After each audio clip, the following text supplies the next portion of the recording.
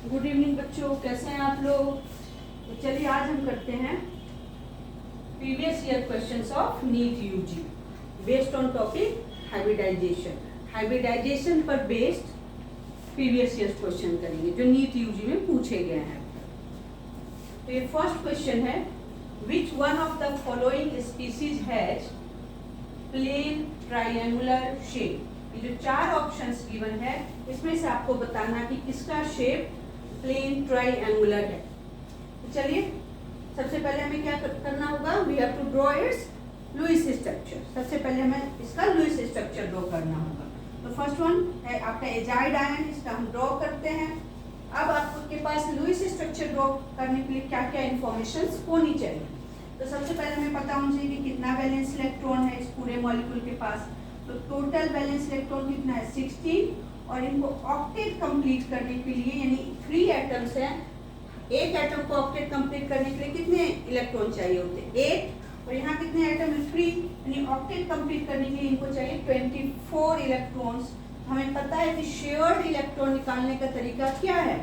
तो हमें octet complete करने के लिए जितने इलेक्ट्रॉन चाहिए होते हैं उसमें से टोटल वैलेंस इलेक्ट्रॉन क्या करना होता है माइनस, यानी ऑक्टेट कंप्लीट करने के लिए चाहिए इन तीनों एटम्स को 24, और टोटल वैलेंस इलेक्ट्रॉन है इनके पास 16, 24 माइनस 16, तो यहाँ पे कितना आ गया हमारा शेयर्ड इलेक्ट्रॉन 8, यानी इन तीनों एटम्स के बीच में कितने इलेक्ट्रॉन की शेयरिंग होनी है 8 इलेक्ट्रॉन्स की शेयरिंग होनी है। तो चलिए हम फटाफट ऐसा ड्रॉ कर लेते हैं। तो हमें 8 पहले हम एटम्स के अरेंजमेंट कर लेते हैं। चलिए अब हमें 8 इलेक्ट्रॉन्स की शेयरिंग करनी है। ये हो गया हमारे 8 इलेक्ट्रॉन्स की शेयरिंग। अब इस 16 जो हमारे बैलेंस इलेक्ट्रॉन थे उसमें से हमने 8 की शेयरिंग कर ली है, और 8 अभी भी हमारे पास बचे हैं।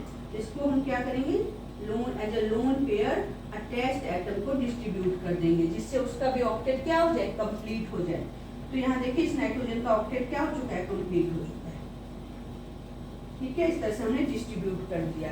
अब आपको पता है कि यहाँ पे डबल बॉन्ड बनेगा, डबल बॉन्ड में एक सिग्मा होता है और एक पाई होते हैं ना, ये सिग्मा और एक पाई, यानी टोटल जो यहाँ पे बॉन्ड पेयर है वो कितना है, ओनली 2 बॉन्ड पेयर है, कोई लोन पेयर यहाँ पे नहीं है, बॉन्ड पेयर ओनली है 2 का मतलब 2 ऑर्बिटल यूज करना है।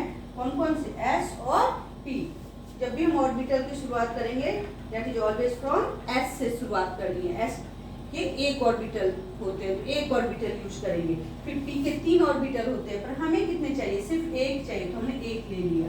यानी हाइब्रिडाइजेशन क्या हो गया sp, और sp हाइब्रिडाइजेशन का मतलब क्या होता है, कौन सा शेप आ गया, लीनियर।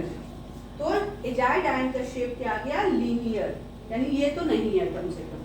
फिर हम देखते हैं नेक्स्ट CO2 का देखते हैं। CO2 के केस में भी टोटल बैलेंस इलेक्ट्रॉन 16 है, और इसको भी ऑक्टेट कंप्लीट करने के लिए 24 इलेक्ट्रॉन्स चाहिए। तो यहाँ अगेन हमारे पास शेयर्ड इलेक्ट्रॉन कैसे आ गया 8। तो अगेन हम शेयर देख लेते हैं इसकी भी अरेंजमेंट करके। सॉरी, ये अरेंजमेंट हो गया। अब हमें कितने इलेक्ट्रॉन की शेयरिंग करनी है, 8 इलेक्ट्रॉन्स की। ये हमने 8 इलेक्ट्रॉन्स की शेयरिंग कर ली। It is just like azide ion, है ना, एजाइड आयन की तरह ही है। अब हमने 16 में से 8 इलेक्ट्रॉन को शेयर कर लिया, 8 अभी भी हमारे पास बचे हुए हैं जो हमने अटैच्ड एटम को एज ए लोन पेयर देने हैं। लोन पेयर वाले इलेक्ट्रॉन को मैं क्रॉस से दिखा रही हूँ कि आप इजीली समझ सको। तो देखिए कि हमने सारे इलेक्ट्रॉन क्या कर दिए, डिस्ट्रीब्यूट कर दिए हैं। अगेन यहाँ पे डबल बॉन्ड बन रहा है, यानी एक सिग्मा है और एक पाई है। तो ठीक उसी की तरह यहाँ भी हमारे पास बॉन्ड पेयर कितने हैं, bond pair plus lone pair कितने हैं 2 ही है, क्योंकि हमने सिर्फ सिग्मा को काउंट करना है, पाई को काउंट नहीं करना है। 2 का मतलब कौन सा हाइब्रिडाइजेशन हो गया sp, और शेप अगेन यहाँ भी क्या हो गया, लीनियर हो गया। तब तो कैंसिल, यानी ये CO2 और एजाइड आयन में से तो 2 में से तो नहीं है कम से कम। अब हमें इन 2 में से चेक करना है। चलिए हम NO2 का देखते हैं। यहाँ पे वैलेंस इलेक्ट्रॉन 18 है, और ऑक्टेट कंप्लीट करने के लिए 24 इलेक्ट्रॉन्स चाहिए। यहाँ पे शेयर्ड इलेक्ट्रॉन कितने हैं 6 हैं। तो चलिए हम चेक कर लेते हैं। NO2 ये हमने कर लिया, एटम्स की अरेंजमेंट कर ली, ठीक है। ओके, तो यहाँ पे हमारे पास कितने हैं 6 हैं। चलिए पहले दोनों को 2 दे देते हैं और 2 अभी भी बचे हुए हैं, 2 इसको दे दिए। ठीक है, तो 18 में से हमने 6 यूज कर लिए, 12 अभी भी हमारे पास बचे हुए हैं, यानी 12 को अभी भी मुझे डिस्ट्रीब्यूट करना है। अटैच्ड एटम से शुरुआत करते हैं। इसके पास ऑलरेडी 4 इलेक्ट्रॉन हैं और 4 एज अ लोन पेयर दे दिया। इस ऑक्सीजन के पास 2 ही हैं, इसको मीन्स अभी 6 चाहिए ऑक्टेट कंप्लीट करने की। 6 दे दिए। अब देखिए टोटल कितने इलेक्ट्रॉन डिस्ट्रीब्यूट हो गए। अभी 6 और 2 8 4 12 और 4 16 इलेक्ट्रॉन डिस्ट्रीब्यूट हुए, यानी अभी भी हमारे पास ये जो 18 इलेक्ट्रॉन में से 16 यूज किए, 2 अभी भी बचे हुए हैं और अटैच्ड एटम का ऑक्टेट ऑलरेडी कंप्लीट हो गया है। तो ये जो लोन पेयर बचा ये किसको देना पड़ेगा, हमें नाइट्रोजन को देना पड़ेगा। सो यहाँ पे हमारे पास ये सिग्मा बॉन्ड है, अगेन ये पाई बॉन्ड है। तो बॉन्ड पेयर जो सिग्मा है वो कितना है 2 और एलपी कितना है, लोन पेयर कितना है 1, यानी टोटल 3 ऑर्बिटल यूज हो रहे हैं। 3 ऑर्बिटल का मतलब हो गया हाइब्रिडाइजेशन क्या हो गया यहाँ पे sp2, पर यहाँ पे एक लोन पेयर आ गया और लोन पेयर आने से शेप क्या हो जाएगा, चेंज हो जाएगा। And you can see here shape क्या हो जाएगा, बेंट। अब मेरे प्रीवियस वीडियो देख सकते हैं जहाँ पे मैंने डिटेल में समझाया हुआ है कि लोन पेयर के आने से शेप क्या हो जाते हैं, चेंज हो जाते हैं। तो यहाँ पे रेगुलर शेप जो होता है ट्राइएंगुलर प्लानर वो नहीं होगा। हाइब्रिडाइजेशन तो वही है, sp2 होना चाहिए बट नहीं होगा। क्यों, इसके पास आ गया एक लोन पेयर। यहाँ शेप क्या हो गया, बेंड शेप। अब हमारे पास एक ही बचे हैं, इट मीन्स यही होना चाहिए। तो चलिए चेक कर लेते हैं। यहाँ पे शेयर्ड इलेक्ट्रॉन कितने हैं 8, चलिए हम 8 इलेक्ट्रॉन इनको दे देते हैं। और एटम्स कितने हैं हमारे पास 3 इलेक्ट्रॉन, 3 एटम्स को हम डिस्ट्रीब्यूट कर लेते हैं। सो अब कितने इलेक्ट्रॉन की शेयरिंग हो रही, 8 इलेक्ट्रॉन। सबसे पहले हमने सबको 2 देने हैं और अभी भी 2 4 6 हो गए, 2 इलेक्ट्रॉन्स बचते हैं। किसी को भी आप दे दीजिए एज यू विश, दे दिया हमने। ठीक है, 24 में से 8 इलेक्ट्रॉन हमने यूज कर लिए और 16 इलेक्ट्रॉन अभी भी हमारे पास बचे हुए हैं। तो इसको हमने क्या करना है, इस अटैच्ड एटम का ऑक्टेट कंप्लीट करना है। ठीक है, 4 थे, 4 हमने दे दिए, इसके पास 2 है ऑलरेडी, तो इसको हमें कितने देने हैं 6 इलेक्ट्रॉन और देने हैं ऑक्टेट कंप्लीट करने के लिए। सेम इसके पास भी 2 है, तो इसके लिए हमने कितने देने हैं 6 देने हैं। अब देखिए टोटल क्या हमने 24 इलेक्ट्रॉन यूज कर लिए, 8 और 8 यहाँ पे 16 और 8 24, यानी हमने ऑलरेडी 24 अपने इलेक्ट्रॉन क्या कर लिया है, यूज कर लिया है। ठीक है, 24 इलेक्ट्रॉन्स हमने ऑलरेडी यूज कर लिया। जब इस तरह के हम स्ट्रक्चर्स बनाते हैं तो ये नेगेटिव चार्ज और पॉजिटिव चार्ज है वो हमें इस तरह से क्या करना होता है, ब्रैकेट के बाहर लगाने होते हैं। तो हमने लगा दिए। चलिए तो यहाँ पे देखिए हमारा लोन पेयर है कोई, इसके पास नहीं है, ये सिग्मा बॉन्ड और ये है आपका पाई बॉन्ड। तो टोटल बॉन्ड पेयर जो सिग्मा है वो कितने आ गए आपके पास 3 और एलपी यहाँ पे क्या है 0 है। तो 3 ऑर्बिटल यूज होंगे, कौन से sp2। अब यहाँ पे कोई लोन पेयर नहीं है, यानी रेगुलर शेप है। क्या होगा रेगुलर शेप, ट्राइएंगुलर या ट्राइगोनल प्लानर। तो हमारा आंसर क्या होगा, NO3 negative, that will be triangular shape. Question number 2 हम देखते हैं। ये पूछा गया आपका NEET two, this is from NEET UG 2016 में पूछा गया है।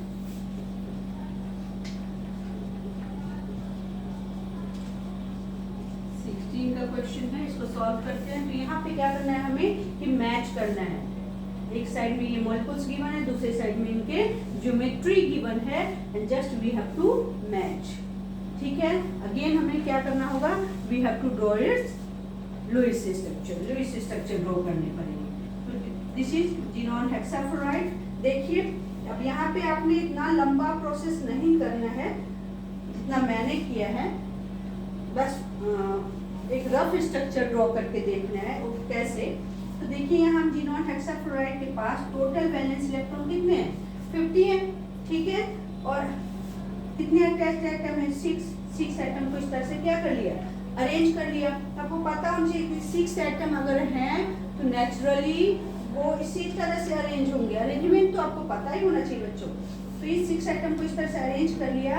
अब 6 एटम को, हर एक एटम को 8 इलेक्ट्रॉन्स चाहिए ऑक्टेट कंप्लीट करने के लिए, यानी 6 एटम है तो 8 × 6 है ना, इतने इलेक्ट्रॉन तो ये यूज करेंगे ही अपना ऑक्टेट कंप्लीट करने के लिए। क्योंकि तो सबसे पहले हमें क्या करना होता है, अटैच्ड एटम के ऑक्टेट कंप्लीट करने होते हैं। तो इस तरह से इन्होंने 50 में से 48 इलेक्ट्रॉन यूज कर लिया अपना ऑक्टेट कंप्लीट करने के लिए। पर हमारे पास तो 50 इलेक्ट्रॉन थे, 48 का ही यूज हुआ है, जब लोन पेयर का है या बॉन्ड पेयर का है। अभी तो 48 इलेक्ट्रॉन यूज हुए हैं, तो 2 इलेक्ट्रॉन अभी भी हमारे पास रहते हैं। इस तरह से हम पता कर सकते हैं कि क्या लोन पेयर है, क्या बॉन्ड पेयर है। तो टोटल बॉन्ड पेयर कितने हैं बच्चों, 1 2 3 4 5 6। या आप सिंपल देखें कि जितने एटम अटैच्ड हैं उतने बॉन्ड पेयर, अगर मोनोवैलेंट एटम है उतने बॉन्ड पेयर तो होने हैं। ये मोनोवैलेंट है क्योंकि इसकी वैलेंसी 1 है, यानी 6 बॉन्ड पेयर होने हैं। और एक आ गया लोन पेयर, यानी टोटल कितने ऑर्बिटल्स यूज हो रहे हैं, 7। अब 7 ऑर्बिटल के लिए क्या हाइब्रिडाइजेशन होगा, sp3d3। तो हमें फटाफट इस तरह से कैलकुलेट करना है बच्चों कि हमारा काम फटाफट हो, है ना। हमें क्या देखना है कि टोटल वैलेंस इलेक्ट्रॉन कितने हैं, जो कि हमने निकाल लिया इस तरह से। और अटैच्ड एटम कैसा है, क्या मोनोवैलेंट है या डाइवैलेंट है। मोनोवैलेंट है तो सिंगल बॉन्ड बनाएगा। अगर यहाँ देखिए, यहाँ ऑक्सीजन है, ऑक्सीजन की वैलेंसी 2 होती है, तो नेचुरली ऑक्सीजन क्या बनाएगा, डबल बॉन्ड बनाएगा। तो इस तरह से हमें फटाफट क्या कर लेना है, अपना कैलकुलेट कर लेना है। और अटैच्ड एटम की का ऑक्टेट तो हमेशा क्या होगा, कंप्लीट ही होगा।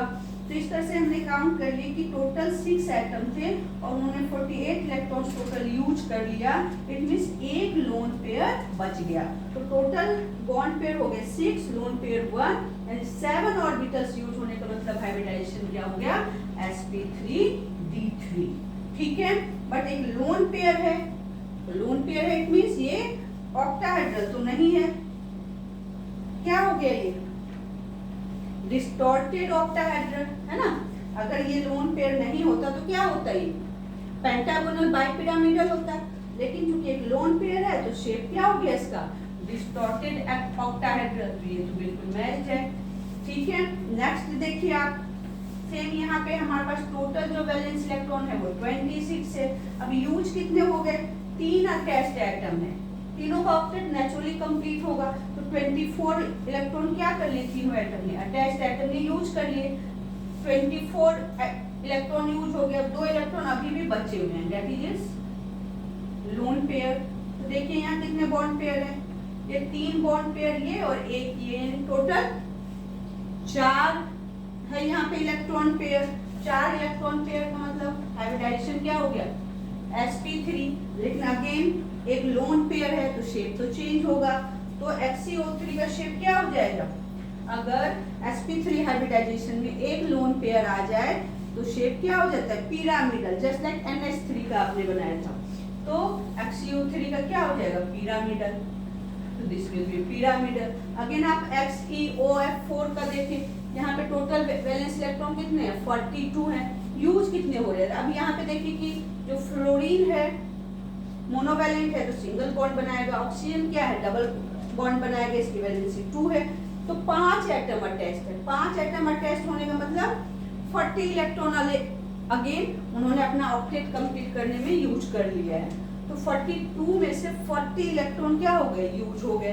तो 2 अभी भी रहते हैं। दैट मींस यहाँ भी एक क्या है, इसके पास भी एक अपना लोन पेयर है। टोटल ऑर्बिटल की इलेक्ट्रॉन पेयर कितने यूज हो रहे हैं, 4 और एक 5 बॉन्ड पेयर और एक लोन पेयर, टोटल 6। अब 6 के लिए क्या होगा, कौन सा हाइब्रिडाइजेशन, sp3d2।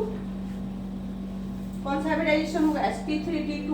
अब sp3d2 में एक अगर लोन पेयर हो जाए तो शेप किस में चेंज होगा? स्क्वायर पिरामिडल में। देख के पता लग रहा है, यानी XE ऑफ F4 क्या है? Square pyramidal. और यहाँ आप ये F6 नहीं, सॉरी बच्चों, ये XE F4 है। और यहाँ पे अगर देखिए XE F4 का, तो टोटल वैलेंस इलेक्ट्रॉन यहाँ पे 36 है और अटैच एटम कितने हैं? 4 हैं, यानी 32 इलेक्ट्रॉन का यूज हो चुका है इनका ऑक्टेट कंप्लीट करने में। तो 36 में से आप 32 माइनस करिए, यानी 4 इलेक्ट्रॉन अभी भी बचे हुए हैं। ये 4 इलेक्ट्रॉन क्या होंगे? इसके लोन पेयर होंगे, यानी 4 बॉन्ड पेयर और 2 लोन पेयर। तो शेप क्या हो गया? sp3